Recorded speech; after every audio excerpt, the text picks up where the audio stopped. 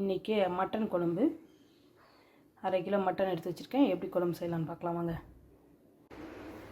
இஞ்சி பூண்டு, மஞ்சத்தூள், எண்ணெய் ஊற்றி வேக வச்சு எடுத்து வச்சுக்கலாம்.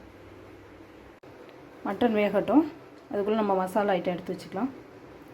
1/2 ஸ்பூன் வர கொத்தமல்லி, 1 ஸ்பூன் பொட்டுக்கடலை, 1 ஸ்பூன் கசகசா, 7 முந்திரி பருப்பு, பட்டை, கிராம்பு, ஏலக்காய், 1 ஸ்பூன் ஜீரகம், 1 ஸ்பூன் மிளகு, 1 ஸ்பூன் சோம்பு, 10 சின்ன வெங்காயம் எல்லாம் வறுத்து எடுத்துக்கலாம்.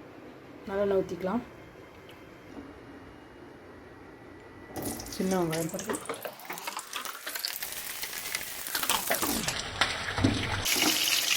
இந்த மசாலா எல்லாத்தையும் கொட்டிடணும்.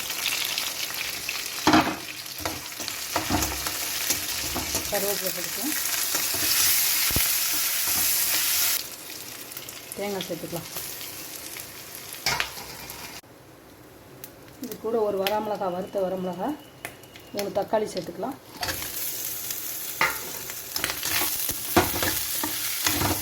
இப்போ வதக்கி வச்சுருக்க மசாலாவை ஒரு மிக்ஸி ஜாருக்கு மாற்றி அரைச்சி எடுத்துகிட்டு வந்துடலாம். இப்போ நல்லெண்ணெய் ஊற்றிக்கலாம்.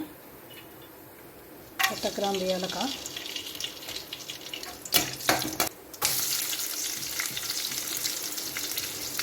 வச்சு கொத்தமல்லி,